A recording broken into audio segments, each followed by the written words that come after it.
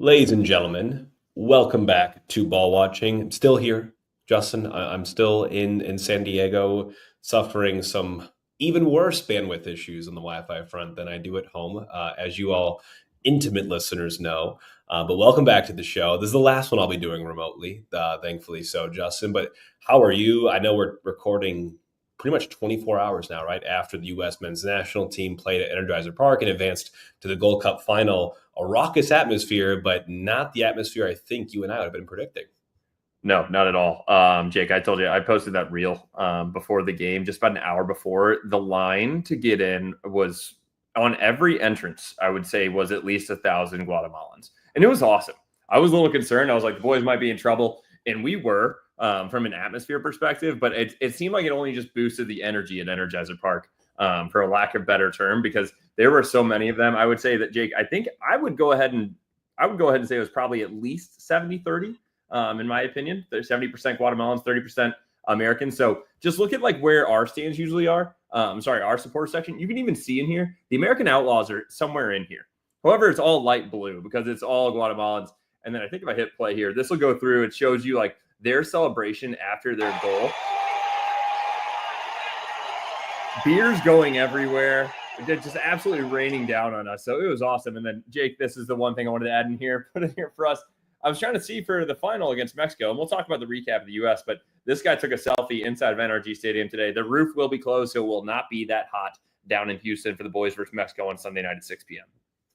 Yeah, if you would have told me this would be the final going into it, I would have bitten your hand off to have it. I mean, it's just, unfortunately, these two teams have had a very lopsided relationship recently in the last couple of years. And then Mexico, I think, has kind of found a little bit more of their footing. And this is one of the weaker teams I'm sure we fielded recently in the Gold Cup. So you're hoping for a really good match here. I mean, bar anything, just going to be a really good test for this group and with the trophy in the line. So, it definitely means something here. But Guatemala was no cakewalk, Justin. I think probably gave us a little more trouble than we were comfortable with at times, but they're the 106th ranked team in FIFA rankings. This is their second time at a semifinal. I think they've been the lowest ranked team in FIFA to reach a continental cup final. So a lot of history on the line for Guatemala, and they played like it, frankly, Justin. I mean, just from watching it on the broadcast, they gave us a doozy of a task and frankly, really deserved to be there on that performance. I do not think it was our brightest day. Justin, to me, if I had to summarize this game in just a brief sort of phrase, this was your star game. This was a game where one of your individual players stood on his head, created enough distance between you and your opponent. And even though they were hungry, Diego Luna was just outright hungrier. And when you have a team that has a player like that can play up to that level and just grab goals for fun like he was in this match, it's going to be hard, right? Like it feels like kind of like Cucho in Columbus when that marriage was still intact and you just have a game breaker and just go out there and just grab it by the scruff of the neck. Diego Luna was on fire last night. And there's two angles, right? We're going to talk about as we get into this preview for RSL. Like great for him. Super happy for him in the national team, getting his second and third international goals, and super happy for us because we're not going to have to face him this weekend. Yes, because that guy, Jake, you were completely right. He was just hungrier than them. If you look at that first one, he was actually the ball that sprung the ball wide to Freeman, who whipped it in. And then I think it was Tillman or someone ripped a shot. And it was Luna that's still hanging out on the back line, waiting for that parry to be right there. And he puts it away. The second one, you could tell he was already feeling himself. He dribbles just right at the defender. He rolls it over with his foot. And even when you see Celio doing that down in the corner, he's feeling something. Two quick step overs, quick shot back in the net. Luna was looking incredible for them, and I'm very happy that he will not be there for RSL. Then Guatemala, so that was in the 4th and 15th minute, and we thought we were going to absolutely run away with this game, right? I would say, Jake, honestly, right after that, obviously there's not betting legal in Missouri. I was going to say you got to hammer Guatemala to score the next goal because they had some incredible chances. And Jake, you realize it when you have that many fans there from them, it's something that they have nothing else to lose. They were throwing bodies forward. I'm not kidding. If you would look at the replay, if their ball's on their back line, they would have at a minimum 4 guys on our back line, usually 5, depending on which wingback would be up, depending on what side the ball was on, what side of the field it was on. And it was awesome to see. The atmosphere was great. All the Guatemalan fans were actually respectful for everybody that was around me that I really appreciated. They just loved the game. They were chanting the entire time, waving flags everywhere. So it was an awesome time at Energizer Park. And I want to do a quick comment as well. I've seen some things about, soccer capital of the U.S. You guys can't even keep Guatemala out of here. It's like, I don't know what you can really do to get Guatemalans not to buy tickets and us to buy more. Like, I don't really know where that comes from it, but the atmosphere itself was great. And that's what you're looking for in some of these games. So I was extremely happy with the entire product. Yeah, I mean it was a fun match to look at, just as someone that wasn't as close to it because I was frankly just watching as much as I possibly could while my 2-year-old was pulling at the shoestrings trying to get me to build a garage with his magnetic toys.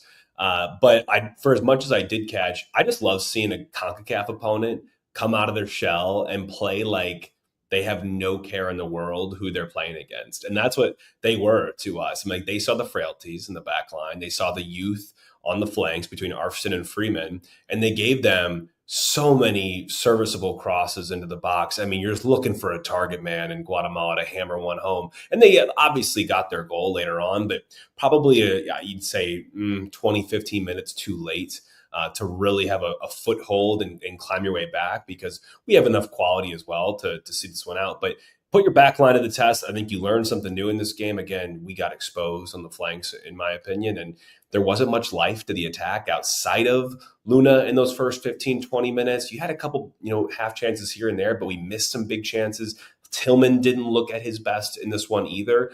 And I think if I'm fast forwarding, Justin, ahead to Mexico and Sunday night, for us to win and grab this trophy, I think you're going to have a lot of things go right for this men's national team. Not that Mexico's been flying through the group stage and quarterfinals and whatnot, but I do think they have the most depth that we're going to come up against in this tournament. They've got some real quality, starting 11 caliber players that will be donning, the Mexican colors in this match. And they'll have a home crowd in Houston, 125%.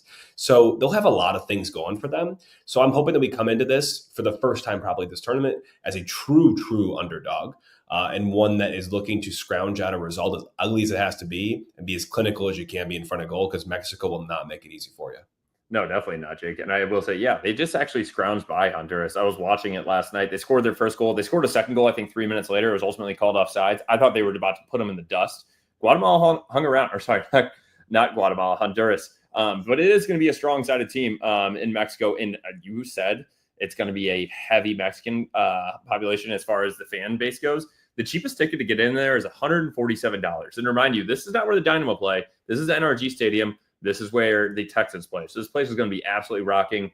Some more facts on this.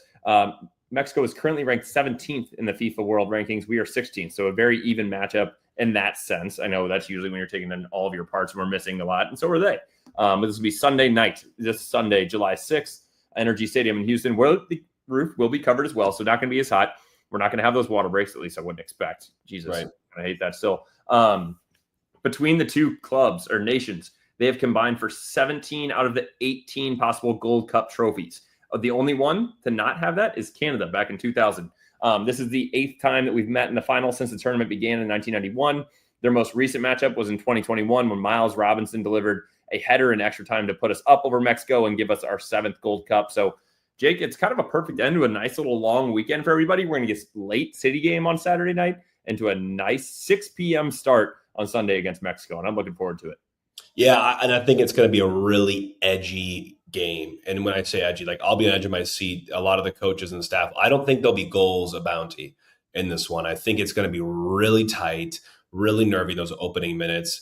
Mexico's really gotten by in a lot of good set piece delivery. We haven't been looking the best, I would say, when it comes to service into the box. So I'll be looking out for the back line and how they can react there. I think a guy like Tim Ream's going to really need to show some significant leadership in a match like this, having been there, done that many a time, obviously, in his career.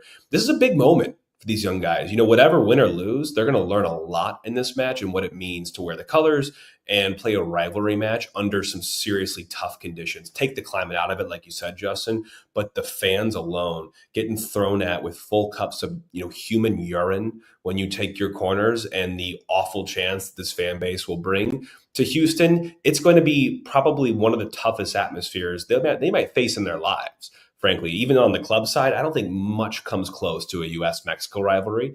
And a lot of that's on the Mexico fans for bringing the type of atmosphere that they do, positive or negative. So I'm just really excited. I think it's what you wanted. If you're CONCACAF, it's happened so many times already. But they're the current title holders. They have this Gold Cup from 2023. Can we dethrone them from a Gold Cup perspective, get Poach's first trophy, and get some positive momentum in the right direction as you head now and put your head into 2026? Yeah, because I think people were obviously pretty nervy. I would say it's a rocky situation before we even entered this tournament. Talking about the friendlies that we had with Turkey and Switzerland, dropping both of those, not looking great. Yeah, it's not our full squads, but we really weren't looking good going into this. There's been a lot about that. But, Jake, you kind of mentioned Tim Ream. Great to see him come back to St. Louis. And with our injury front coming into City, I would love to have Tim Ream right now because we cannot have two dudes have two healthy bodies for the life of us when it comes to starter. So that brings us into the Schmidtgens Injury Law Firm injury update for you guys. Unlike the boys in red, an injury off the pitch should not have been your life. The Schmidtgens Injury Law Firm fights to obtain fair compensation for people who have been injured in car wrecks, trip and fall cases, and on the job. If you or someone you know has been injured, give Rob Schmidtgens a call at 314-222-4223 to discuss your case. Mention ball watching for a free consult. And you also won't pay unless Rob wins your case. Give him a call again, 314-222-4223, or check him out on HurtonSTL.com. Disclaimer, the choice of a lawyer is an important one and should not be solely based on advertisements. But, Jake, it's a pretty good advertisement because I'm going to share this real quick. Yeah. He just got a $225,000 verdict on a dog bite. This man is working in the background. So you need to call Rob if you have any injuries. No, I love it, Justin. Great call. And I saw that today. I was hoping we'd pull that in. But as hopeful as I am for Rob and you all, if you can link up, in any sorts of moments like this, God, I'm just in the ditches on this injury front. It just gets worse. Honestly, you have to laugh or else you're going to cry. But we had a couple new entrants to the list, no exits, new entrants only, with Michael Wenzel entering the report as a questionable for the upcoming match. He had an MRI, apparently had some hamstring issues they were worried about. It was all clear, so no term in terms of this injury, but think they're going to be a little bit careful when it comes to him, which is just funny that we talk about Wenzel at this point because he's played in the last two matches. Wallum will be on a minute's restraint, but available for this one, so he's not questionable or out, but not going to be full 90 minutes ready. Morales, we speculated, Justin, on the last pod, has a cracked clavicle. He'll be out for at least 3 to 4 weeks. So probably if we're talking, St. Louis City and how we manage injuries, we're talking 5 to 6, maybe rest of the season. Who knows? You've got Baumgartel out for this match, looking at a 7/19, July 19 tentative return for him. That gives me a little bit of hope because the center back depth right now, Justin, is just drab. Yeah, it's absolutely. Sorry, Jake. I was trying to Google just to make sure. The clavicle bone is also known as the collarbone. So I was spot on that one. Then that one hurts, and it will, like you said, Jake. He's going to be out for 3 to 4 weeks. I think that's even kind of nice. Even I think that's a short time frame. That is one that is an easy tweak away from going down. So I will say one positive thing. At least Lubin was back in training with us. Yes. He's not going to be, I don't think he's going to be starting. Maybe you could see some minutes. I don't think so. I think they want to be extremely careful with that one. And then Alm is out foreseeable future with his hip still, and Nilsson out with his foreseeable future with his knee. So just a rounded out terrible time. What is that? 1, 2, 3, 4, 5, 6, 7 guys for sure out. And then, 6 guys for sure out. Wenzel probably likely out. And then 8th with a Wallum minutes restriction. And all these guys, Jake, are starters. And not just maybe I would say Alm is the maybe one, but even Morales at this point is probably a consistent starter for us. And then Wenzel has to be a starter with the other guys out. Yeah, no, you hit it on the head. It's just something to just call out because we've been missing a lot of these guys for a long time. And a lot of the new entrants have, I feel like, partially at least landed here. Maybe for some random reasons like their own health and whatnot, but a lot of it because they've been relied on to play significant portions of minutes that we probably never would have anticipated, and their bodies definitely never anticipated. So now they're here. Looking at you, Wenzel, looking at you, Wallum, kind of looking at Morales, definitely would not expect him to be, starting every single match when we signed him as a free agent at the beginning of this year. So not a positive injury update. I wish we had better news to bring you all, and I don't see that changing in the positive, probably for the foreseeable future. If I'm going to take a line out of Critchley's book when it comes to Allman Nilsson, our glass friends. But let's move on to some brighter days, Justin, as we look ahead to Real Salt Lake. We already kind of spoiled a little bit, knowing that Diego Luna will not be donning RSL colors in this match. He will be with the U.S. men's national team. And thank the Lord. That's probably the best bit of news we could have had heading into this one. But RSL has been a tricky fixture for us in our time as a franchise. In 2023, they were part of that 5-game win streak where we just came out on fire. They were actually the 5th and final match of that 5-game win streak to start our franchise ever with a 4-0 W away from home. So in Salt Lake, we collected 15 out of a possible 15 points. And frankly, probably looking back on that, Justin, again, altered the mentality of the fan base and what it means to determine what success is, or at least expectation-wise, because we have, 19 points down the season, 18 points, and that's on almost now 20 matches versus 15 in 5 matches here. Just absolute shenanigans we were on to start that tenure. And then 2024 kind of came around for us. I forgot in 2023, we also lost at home 3-1. And then 2024 comes around. We drew at home 1-1, and then we lost away. So a little bit of a mixed bag with them. It's so hard to even draw comparisons between 2023 and now because we are so utterly different. But all you can do is play the team in front of you. Jake, I looked it up because right when you said the 15 points, I was like, oh, wait, that sounds familiar. We currently have 15 points in 20 games. So in 2023, we knocked it out in 5 games. It's taken us 4 times as long this season to get to that same point. But luckily, RSL is just above us in the standings as well. They're not doing too hot. They are 13th in the West on 19 points. Their win-loss draw is a 5-10-4. And that's usually with Diego Luna. Yes, they haven't had him more recently for the Gold Cup, but it is another positive for us, and that's where this team is a little bit on a downturn. But 19 goals for, that is 5th worst in the MLS, and 26 goal against, that's right in the middle, smack dab in the middle of average in the MLS with a -7 goal differential.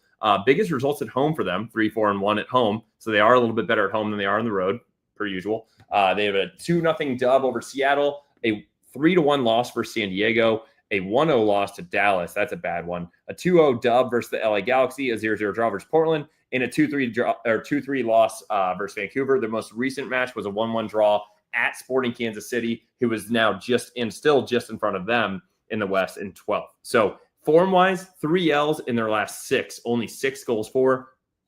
Quick math, that's an average of 1 goal per game. And we've actually been doing better than that, Jake. Going into the Houston game, we were averaging 2 goals a game under Critchley. So I would like to see a little bit of a bounce back here.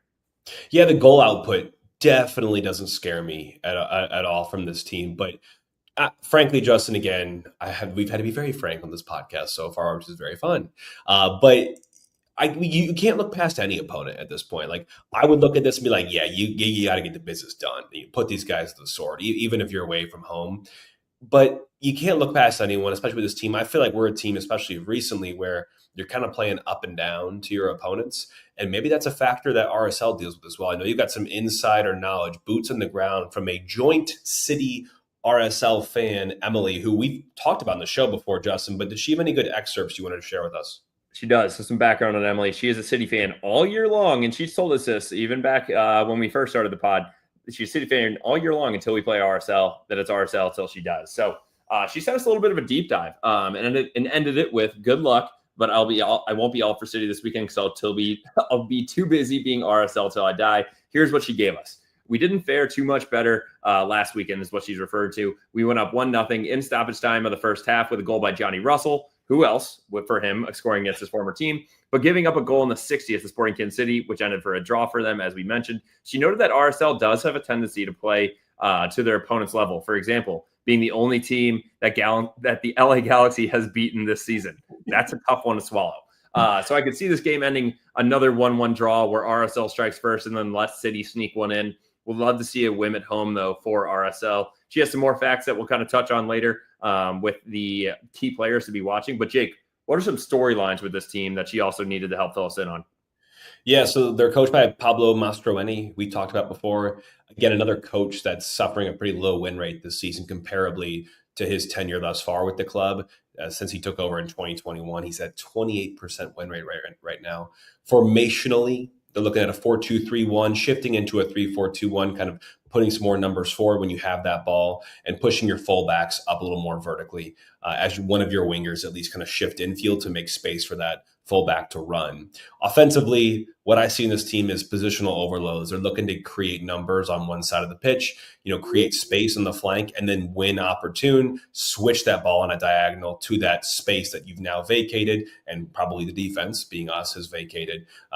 They're when I'm talking about their kind of shots on target and shot stats, Justin, a couple of interesting ones stick out to me. They had the third lowest shot on target percentage, so not very accurate or clinical with the opportunities they do have, and they have the second lowest goals per shot. So again, they're not taking the best, sorts of opportunities and shots, or at least finding or creating those chances. So they've had to rely on pretty poor opportunities. But again, they're doing better than us so far this season, so you can't take too much on that. I put in this, Justin, they love just to get the ball to Luna. It's like the kicking and screaming, get the ball to the Italians. They may just make magic happen. Not going to deal with that here, so I'm curious to see how they will make do without him. But for me, offensively, Justin, the final two things I'll say is, for us, you've got to mark their wing backs. They will be making overlapping runs, just gut, lung busting, really working their tails off up and down those flanks and trying to get crosses in. And their goalkeeper, also a little bit of a tidbit here to make it interesting, is their goalkeeper, I'm forgetting his name, it's missing me right now, but has a lot more of the playing the ball with his feet in his locker and can really oftentimes act like that third type center back and help circulate the ball. I'll have a stat in here later, Justin, but the pass rate, I believe, is insane for RSL's goalkeeper. They involve him a lot. Think similar to Berkey, if not more.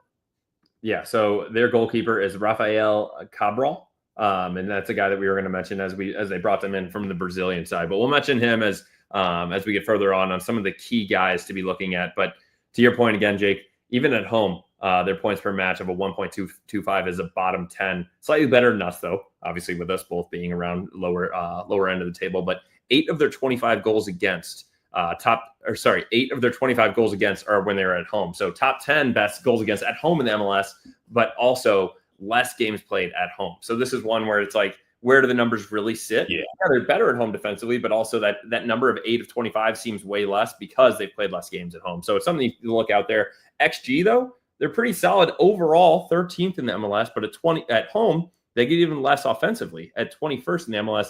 And they're also significantly underperforming their XG versus goals for of a 1.56 XG versus a goals for of 1. So this is one where they're creating a little bit more chances and still not finishing. And I think that ties in perfectly to what you mentioned on their shots. They're taking shots and ripping them, but they're not putting them away at a very good clip. Yeah, and so offensively, where they underperform usually.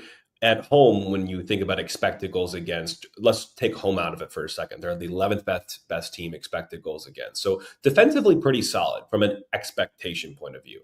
Now take that just at home. They're the 6th best team expected goals against at home. So really limiting the expected goals created by their opponents, and they're overperforming their expected goals against versus goals against at 1.50 expected versus 1.39. So they're either the offense is, missing a lot or not, actually putting back in a lot of their XG, or they're just doing a good job limiting some of those big opportunities. From a halves perspective, Justin, not much to say here. I would say the first half, they're the 18th best team in the league. But in the second half, they become a top 5 worst team. So I think that kind of gets back to what Emily has said. They leave a lot of space for comebacks. Not that we've been wanting to do a lot of that this season. Maybe we turn over a new leaf and we're able to do that like something we did against the Galaxy. I'm hoping we don't leave it to that, but at least you have that in your locker knowing that there will be time, there will be opportunities that they will cede to you come the end of the game. Yeah, and I would say if keys of the game for them offensively, they obviously try to go through Luna a lot, which they'll be missing. So I think that's going to be obviously a big hole for them to fill. But that is something that we do want to note outside of that is they're the 3rd most long balls and switches. And you're not going to that's not where you see Luna. I mean, he can definitely hit the long balls and switches, but I would say that's the time period where it's a wing back or a winger flipping it to the other side of the field. So it's going a bypassing Luna. So we'll probably see that a decent amount in this game as well. And then defensively from them, they are compact in the midfield, anchored by Elini, who we'll touch on in a bit, but more vulnerable in wide areas. So kind of what I'm thinking on that, Jake, and I would really love to see this, is a little Celio bringing the ball down the side because they're going to be more compact. They're not going to want us to play through them. So we're going to be playing it out the wingers, and we're going to need those wingers. And that's where I wouldn't be surprised if we take a Simon Betcher and don't put him on the wing here. We'll talk about starting 11 later, but you need someone a little bit more tricky and a little bit more shifty on the wings with that much open space, because it's going to be hard to try to play through the middle for them. And that space will be there because they want to get really aggressive with those fullbacks that kind of play a little bit more similarly to wingbacks. And again, no team's going to let St. Louis City build up centrally with ease, right? And we don't have the players to do it at the moment from an injury perspective. So we're going to have to do something different in this game. I think, and I don't want to spoil my goal, but I think wing play, balls over the top will make a big difference in this match for a team like RSL, who I think can tend to get a little aggressive, and rightfully so in some areas. But let's talk about some of the key players, Justin. I know we have some good bit of insights here coming from Emily. So maybe let's get it kicked off with that, and we'll fill in the gaps with our own research. Yeah, so she said they've been plagued a lot this season as well from injuries, but their head coach has been there for 3 seasons. They did get sold to new owners over in the offseason, so they lost a lot of players, I think, due to that and that transition. Gomez, Beavers, Chicho Arango, and some others. But they've had a lot of bad luck overall is what she says. So they have had some new players, Willie Agata and Russell from Sporting Kansas City, and most notable, also with their keeper, Rafa Cabral, who we mentioned already. So the keyest player that they're going to be missing is Diego Luna. And then also Anelli, who's going to be out with an injury. But Luna leads the team in both goals and assists. He has 8 of their 18 goals and 4 of their 10 assists on this as well. So that is a guy that, when you look at that, that is almost half of both of those. And just all in one player, out the window, out the door. So nothing we have to be worried about. And just, you've seen it on the U.S. men's national team, how creative he is. So even when he's on the ball and he's finishing now for the U.S., it's even that because he draws so much more attention and he gives other people better chances. He's 8th best in the goals minus expected G. So signals outperformance on his chances. He has 3.4 more goals than expected. So that guy is able to create a little bit of nothing out of something out of nothing. A little backwards. Yeah, and you've seen it on the goals that he's had for the U.S. men's national team. I feel like he just carried that directly into there. And then Anelli, a center defensive mid. He's a tenacious ball winner and a presser as well. He started 12 of their 14 matches and is still currently the 5th most minutes played for RSL, even though he's out with an injury and has been out with an injury. Like we said, we've played 20 games. He's only been in 14 of their 20, and he still has 5th most minutes. It shows you how reliant they were on him prior to his injury. So good news. And if you're City, probably feels a little good to know that there's some other teams that are just hurting. But for RSL, feels like they're hurting in very key areas, just like we are. But then we have the and some part as well. So who's left? We talked about Cabral, the goalkeeper for them. He was a 34-year-old goalkeeper they signed in January as a free agent after playing as kind of that sweeper keeper for 2 top teams in Brazil, in Cruzeiro and Grêmio. And he's doing it, right? Like I said, he's playing as that essential sort of third center back, 2nd most passes out of all goalkeepers in the league, the 4th lowest average distance. So what that tells me is that, again, he's stepping up with the center backs, letting them kind of split, go a little bit more wide, and kind of acting as that anchor, like that sweeper keeper that can help distribute fizz balls out as needed. He's not just hitting those long range, sweeps like we see Berkey do. And he also has the 4th highest progressive passing distance in the league as well. A lot of goalkeepers get featured here because we do have a lot of goalkeepers that do like to play with the ball at their feet.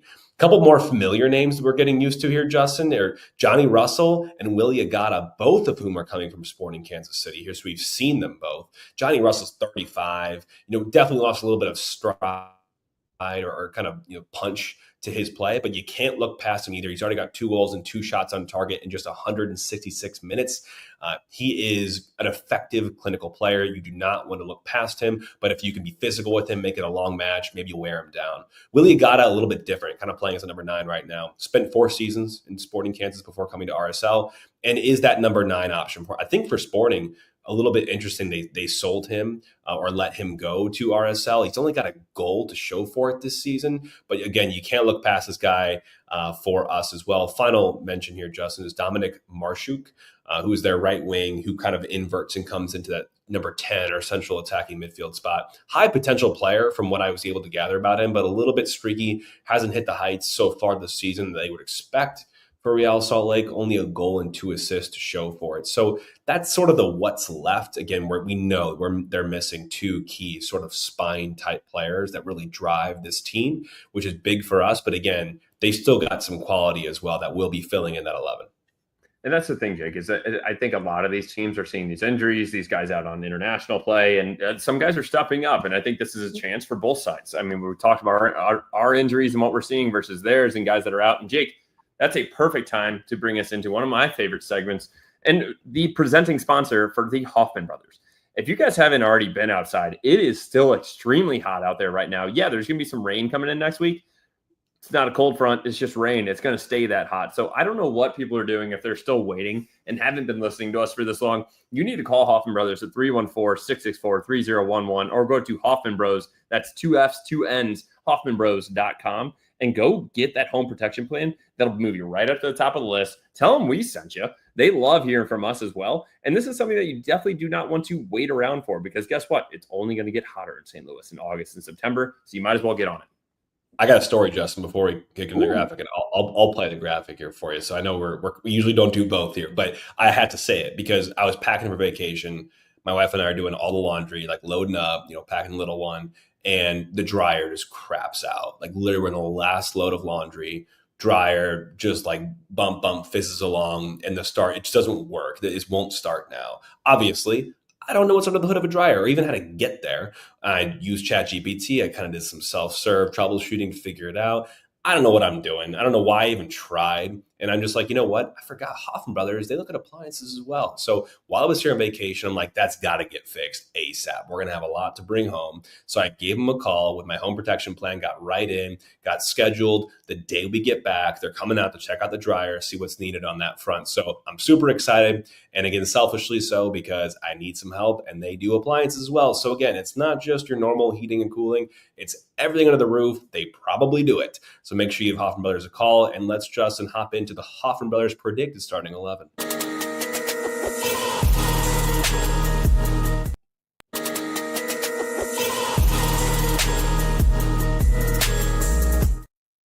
Graphics so good, Jake wanted to hit it twice. But it was also, I was going to make a joke anyways, and now I definitely deserve to. Jake is a sweaty man. You cannot go without a dryer for that long, and this is a very good thing. Otherwise, you would have been out in the back. Maggie would have had you washing those clothes in a bucket, and I'm sure Will would have enjoyed that with you. But Jake, going into the starting 11, we were talking about it in the green room. It's going to be a tricky one. It's not something that's going to be very easy for us with these injuries. Obviously, Berkey is so good in that. We love that there.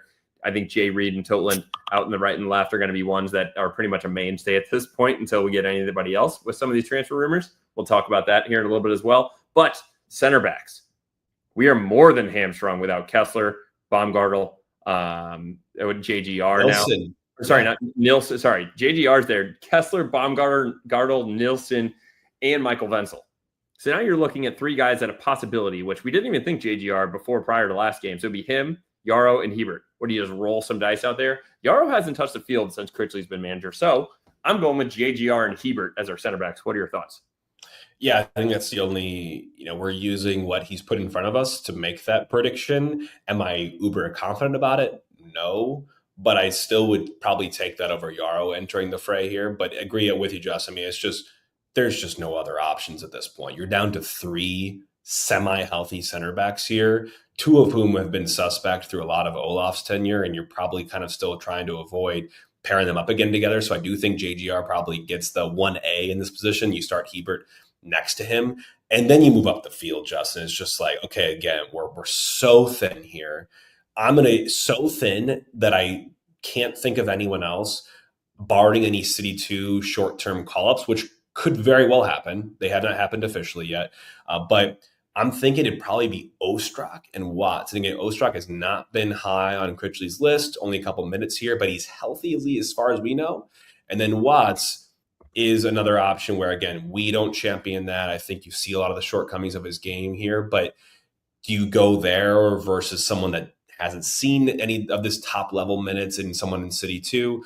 You could also think about bringing Hartel back, Justin. I didn't in the graphic, or at least the thoughts that I had, because I just don't feel like we tend to do well at all when Hartel's given those duties defensively, especially next to Akil Watts, because that puts so much on Akil Watts to do when you give Hartel more of that freedom playing as the 8, and freedom being, move forward when you can, because now Akil Watts will sit as that lone 6 in front of the 4. We just saw that get exposed time and time again in matches here. So I'm not keen to go back to a Hartel Watts pairing. That's why I've gone with the Ostrak, but I could see that happening still. Yeah, the only reason that I just threw that in there as we were talking, I'm trying to think through it, is just because I'm going back to it real quick. to try to see what minutes Ostrak has had, even under Critch. If I go to the It's a match, couple. he had 18 minutes against the Dynamo. Then he had 0 minutes against the Galaxy, 2 minutes versus the Timbers, 0 minutes against the Earthquakes. And the Earthquake was our fourth. So he has had a total of 20 minutes in 4 games. I don't think he's going to throw him straight in as a starter. We're hamstrung as hell right now. So I wouldn't be surprised if we throw Hartel back there and throw Toyshirt in there, because we have some depth still at the front three and then 4 with Klaus.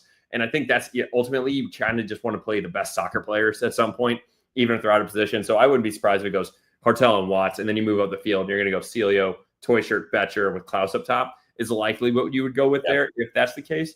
And then my question, as we talked about, with a little bit more of open space, do you possibly throw, or maybe even you throw Toyshirt out on the right and throw Betcher underneath the Klaus, see what they can do in a more compact defensive midfield when we talk about RSL?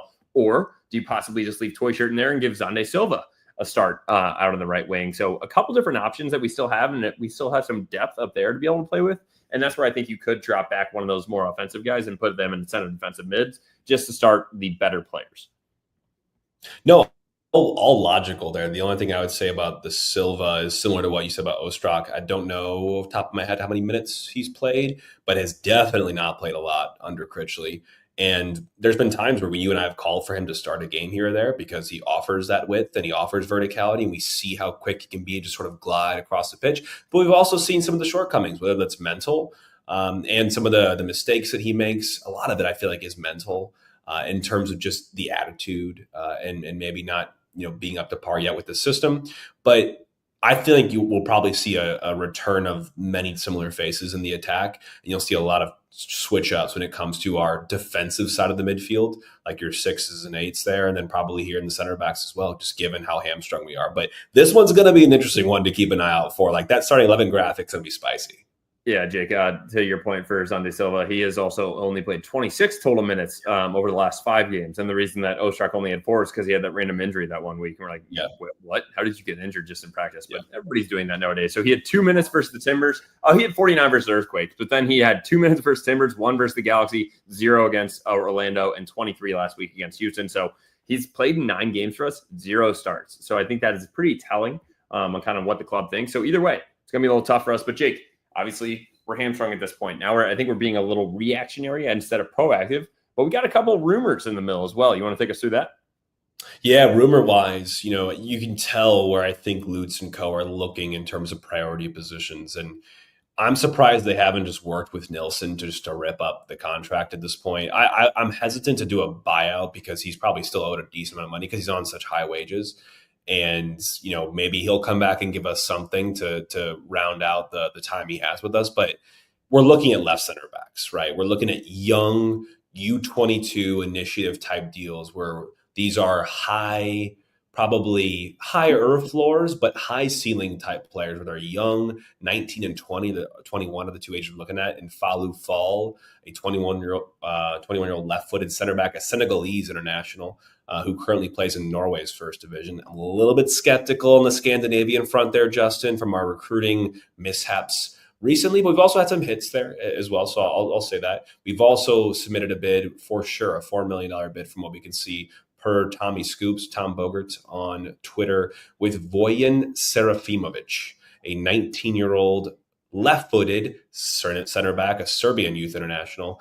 So again, you're hearing the call here, Justin. It's a left-sided, left-footed center back. Left-footed center backs, for anyone that doesn't know, are a dime a dozen. They are not very frequent especially in terms of quality. To have a left-footed, left-sided center back is an asset to any team, a good one especially. So we're looking there. We talked about Gurgel on the last podcast, a left back. So maybe similar, can he slide in that left back side? And again, he's 19, so he's got a lot of runway ahead of him. But the one that struck me a little bit more on the opportunistic or the sexier side here, Justin, was Teodoro Sebastian Ars. 25-year-old, more finished product, right-footed Paraguayan winger who has some reported interest from City. He's playing in Paraguay right now. 18 goals, 7 assists in 105 appearances, 10 goals in the last 36, playing primarily as a right-footed left winger. So he kind of, inverts. So again, I'll also say, I'm not hoping or thinking that any one of these guys, I'll hope actually, I'm not thinking that any one of these guys is the the remedy to our problems. But I think they're looking in some of the right areas right now. We definitely need cover, a new, future good, ready to go right now, but also can grow into the role left-sided center back that's left-footed. So I'm liking what I'm hearing. But again, these are all rumors. These are all hearsay at this point. There's nothing confirmed. The window does not open until July 24th, which is 3 weeks from today at the time of recording. So a lot of fun to be had out on the Twitter sphere if you want to get into the rumors and whatnot. I encourage you all to just understand this is who we have right now. It's not going to change markedly, I would imagine, in the next month or two. So you kind of got to just get by with who you have. And these are fun. But again, I'm going to wait till we see confirmations before I get my hopes too high. Yeah, and a positive note on this, Jake, too. Big shout out to Aiden Reynolds, head recruitment analyst at City and assistant coach. You'll see him on the bench. Ran into him again at the pitch. He's an awesome guy. He's been working his tail off. He was telling me he's running on some very little sleep nowadays right now with this transfer window out looming and some moves being made. So this City is doing their homework through and through. He's kind of Lutz's right-hand man. So this is one that I really do think that the club is really looking for us to turn this around. And I told him, he's like, hey, I appreciate you guys still staying positive. I'm like, hey, we're going to be a little negative. We're going to critique here or there. But overall, we love this club. And I really do appreciate the work that they're doing behind the scenes. And it's honestly pretty good by them. You see a lot of these that are getting leaked by other reporters overseas. And that's where you got to take it with a little bit of a grain of salt. But we keep that pretty close to the chest as a club. And I appreciate that and everything that Aiden does for the club. So shout out to him.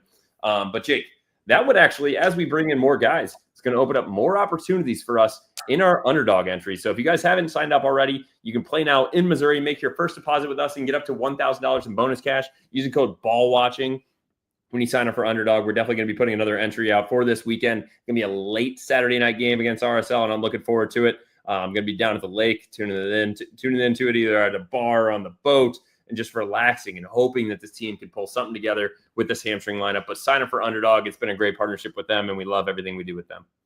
Oh my God, watching some City footy at the Horny Toad would be something. Justin, final thoughts here. Obviously, the game's coming up. We're excited. Could be points on the table here. I think you got to get out of this goal squeaky clean in terms of no more transition goals. It's been so ugly to see us get exposed and the ball turns over. I think you're going to need a big game out of one of, or if not both, of Celio and Betcher, because we know there will be space on the flanks. Betcher, not as much of a width guy as much as he is vertical, but there will be space there. Celio, definitely more of a width guy. Can he get the ball, either swinging some good service to the head of Klaus or, cut in onto his preferred right and sweep in one of those banger far post goals, top corner like we've seen him do. I've got us down for a 2-1 W here. I'm hoping it, Justin. I'm hoping all the hopium I possibly can. Feeling 3 points is in our future, as drab these results have been. Maybe this is a good one for us. Jake, I've also got us down for a 2-1 dub. My goal for this game, more specifically, is to create an XG over 2. This is one that I would just really want to have this team, after the lackluster performance that we just had against Houston, put together and show us that you can create chances. It's one where, and I think we are a team that if we create chances, we will finish them, especially with Klaus and what form he's been on real quick. So, Jake, we are plus 320 on the money line. We are plus 110 on the double chance. It's something you want to look at, and we're both predicting a 2-1 dub. It's over 1.5 goals is plus 150. There's definitely some money to be had. It's a dangerous one. We don't even know what this lineup's going to look like. Who else is going to get injured in the next 24 hours? God knows. 48 hours. Sorry. It's Friday. It feels like Friday. With tomorrow being the 4th of July. But yeah, that is something to definitely keep an eye on. And if you would like to do a little wagering, you can go do that. Or you can tail us on our entry on Underdog. Love it. Well, good preview here, Justin. We will be doing probably another episode towards the early to middle part of next week to talk about whatever happens in the U.S. men's national team game against Mexico in the Gold Cup Final, which will be on Sunday evening, and then whatever happens with City against RSL on Saturday evening. So a weekend that's not just a July 4th. By the way, happy July 4th to you all. But it's going to be a fun soccer weekend as well. So make sure you all are getting on the couch, cracking open a couple cold ones, and supporting your boys in the City Forever Red and the Red, White, and Blue as well after that. Jake, I got a question for you. Is Joey Chestnut going to be the winner of the hot dog? 1,000%. All right, so then the question is, I don't even think they have it up. I wanted some specials. How many hot dogs is he going to go for? 60 plus is minus 1,800. You need 70 plus is minus 175. I think his record is like 76 or something like that. We'd have to look that up. I think I might do a little sprinkle on the 75, over 75 at plus 250.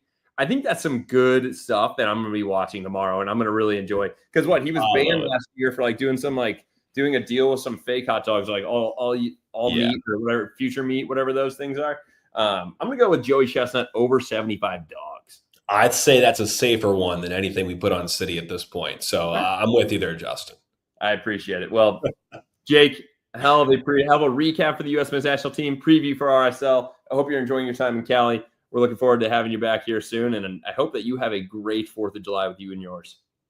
To you as well, Justin. Enjoy the Ozarks, baby. I've never been there for the 4th, but I hear it's really safe, not very loud, and not very fun. So hopefully it's a little different for you this time around. Yeah, it's very calm. I close my eyes for the majority of it. All right, man. Well, we'll talk next week. In the meantime, for you all for City.